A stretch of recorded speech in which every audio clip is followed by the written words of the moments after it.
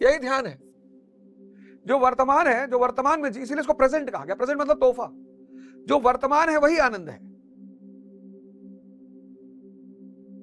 जो चाचा है वही भतीजा है, दोनों एक है। नृत्य और नर्तक एक है।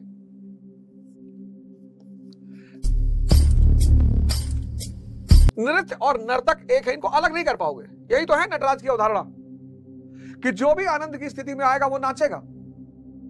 मीरा जी नाचती थी। आनंद को प्रकट करने का कोई और रास्ता है ही नहीं, क्योंकि पागल हंसते हैं। लोग कहते हैं भाई आदमी खुश में हंसता है, पागल भी हंसते हैं। आनंद को प्रकट करने का सिर्फ एकमात्र रास्ता है और वो है नृत्य। लड़का पैदा हुआ नाच रहे हैं, शादी हुई नाच रहे हैं, गौना गया नाच रहे हैं। आनंद प्रकट करने का एकमात्र रास्ता है नृत्य। साधना शुरू करो, विवेक को जन्म दो, और विवेक एक ऐसी रोशनी है जो तुम्हें रास्ता दे। तो कृष्ण अर्जुन का संवाद चल रहा है और कृष्ण कह रहे हैं कि ये बहुत सारी जो कर्म लोगों ने सीख लिए, बहुत सारे कर्म, क्योंकि ध्यान अक्रिया है। दो चीजें अक्रिया है दुनिया में, इसलिए दोनों को लेकर बड़ा बवाल है। एक ध्यान और एक प्रेम, ये दोनों अक्रिया आप किसी से कर ही नहीं सकते।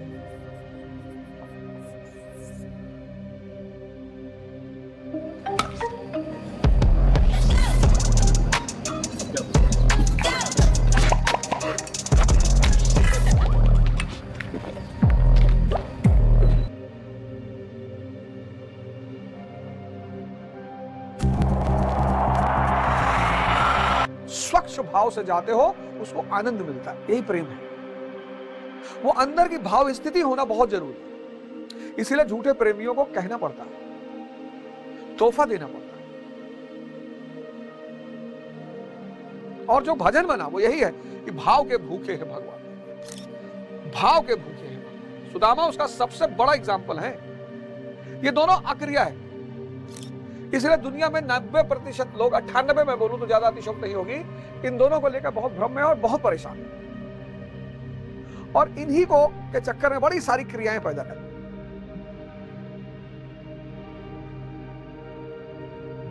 अब शरीर की आवश्यकता ने लिव इन को पैदा किया। लिव इन प्रेम का परिणाम तो रही है, लेकिन नाम लोग प्रेम का देते हैं। ध्यान के नाम पर हजारों क्रियाएं पैदा हो गई। क्रियाएं कुछ हद तक सहायता करती हैं। जैसे बच्चे को हम देते हैं ना चलने के लिए वॉकर, ऐसे क्रियाएं भी कुछ हद तक आपको खींचेंगी, क्योंकि मन शुरुआत में ही क्रिया नहीं समझ पाएगा, तो शुरुआत में थोड़ी सी क्रिया उससे करानी पड़ेगी। आगे भगवान कहते हैं 44वें श्लोक में, लेकिन और वो कहते हैं कि जितने भी लोग इन अनंत क्रियाओं की चर्चा करते हैं बड़े अलंकारिक शब्द में करते हैं, और चूंकि जब पब्लिक जो है वो सुख से परिचित है, 100% जनता सुख से परिचित है, सुख से। इसी सुख की वजह से उसका शोषण होता है। 100% जनता, 100%, 100% जनता सुख से परिचित है, और इसी सुख की वजह से, इस सुख की जो लालसा है,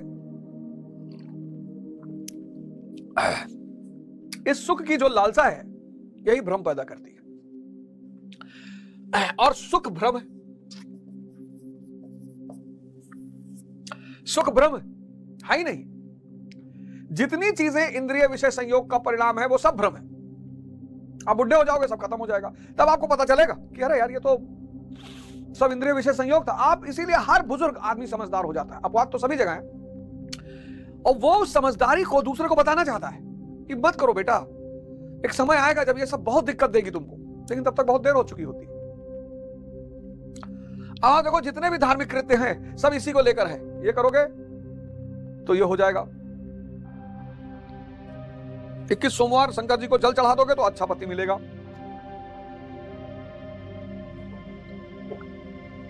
सत्यनारायण का पाठ है, उद्देश्य में कोई बुराई नहीं।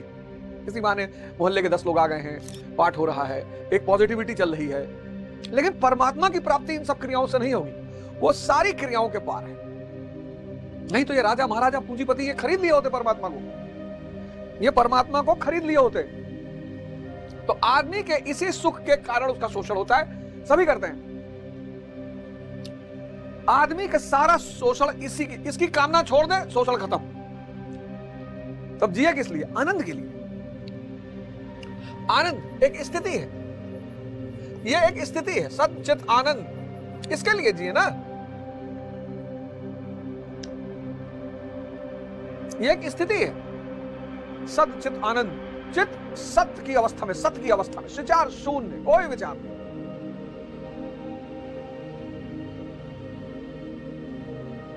तुम सोच रहे हो इसीलिए तो दुखी हो, नौकरी नहीं लगेगी, सोच है। शादी नहीं होगी, सोच है। धन नहीं आएगा, सोच है। स्वर्ग का कॉन्सेप्ट दे दिया गया, जन्नत, हेवन, नर्क, हेल। अरे कृष्ण का ये सब प्रतीक हैं, अगर आदमी समझ जाए तो प्रतीक है। 44वें श्लोक में वो कहते हैं, 44वें श्लोक में कहते हैं, भोगश प्रसक्तानाम तया चेतसाम व्यवसायत्मिक बुद्धि समदो न विधीयते। उनकी वाणी की छाप जिन जिन के चित्त पर पड़ जाती है अर्जुन, उनकी भी बुद्धि नष्ट हो जाती है। मैंने कहा ना कि सारे लोग सुख के चक्कर में हैं। सुख ये अस्थायी है, अस्थायी। क्यों? क्यों अस्थायी है? क्योंकि ये इंद्रियों पे आधारित है, ये अस्थायी है, सुख अस्थायी। इसीलिए बुद्ध ने पहले 3 आदमी को जब देखा, बुजुर्ग को देखा, वृद्ध, हम सबके घर में वृद्ध नहीं है, मेरे पिताजी है 90 साल के, हम सबने बीमार लोग, बुद्ध ने बीमार आदमी को देखा, इस सब में इंद्रियां गायब हैं। और फिर मृत्यु शरीर को देखा, शव को देखा। कितनी साइंटिफिक बात है। ऐसा नहीं सिर्फ सिद्धार्थ देख रहे हैं, हम लोग भी देख रहे हैं, पर हमारी आंखों पर पर्दा पड़ा हुआ है। फिर सिद्धार्थ ने एक आदमी देखा, सन्यासी, वो आनंद की स्थिति में, विचार शून्य हो गया है। और ये परमानेंट है, क्योंकि स्थिति परमानेंट है, ये किसी पर निर्भर नहीं है। आदमी सोचता है कि बिना पत्नी के कैसे सुख, बिना पति के कैसे, बिना पैसे के कैसे। आंतरिक दशा है। इसलिए जो लोग भी सुख की तलाश में हैं, वो सब परेशान हैं, सब, अपवाद है ही नहीं। जितने लोग सुख की तलाश में हैं, वो सब परेशान हैं, क्योंकि सुख बाहर की स्थिति है, अस्थायी है, इंद्रियों पर निर्भर है और भ्रम है। आनंद स्थिति। तो प्रभु कहते हैं 44वें श्लोक में कि ये जो बहुत सारी क्रियाएं लोग करते हैं, इनकी वाणी अब चूंकि सब सुख की तलाश में है, तो जो भी सुख को बेचने की बात करेगा, ये आओ दिलाएं, आओ सुख दिलाएं, लोग उन्हीं के पास जाएं। कबीर के पास क्यों जाएंगे हाथ? कबीर कह रहे हैं, कबीरा खड़ा बाजार में लिए लुगाटी हाथ, और जो घर जा रहे हैं अपना सो चले हमारे साथ। यहां लोग घर बनाने के लिए परेशान है, वहां आप कह रहे हो कि आओ हम तुम्हारा घर ही जला दें।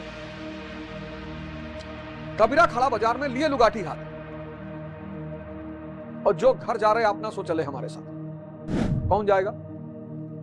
उसका सारा जीवन उसके घर से बंधा हुआ है। माता पिता का प्रेम, पत्नी का प्रेम, बच्चों का प्रेम, उसको जला दो।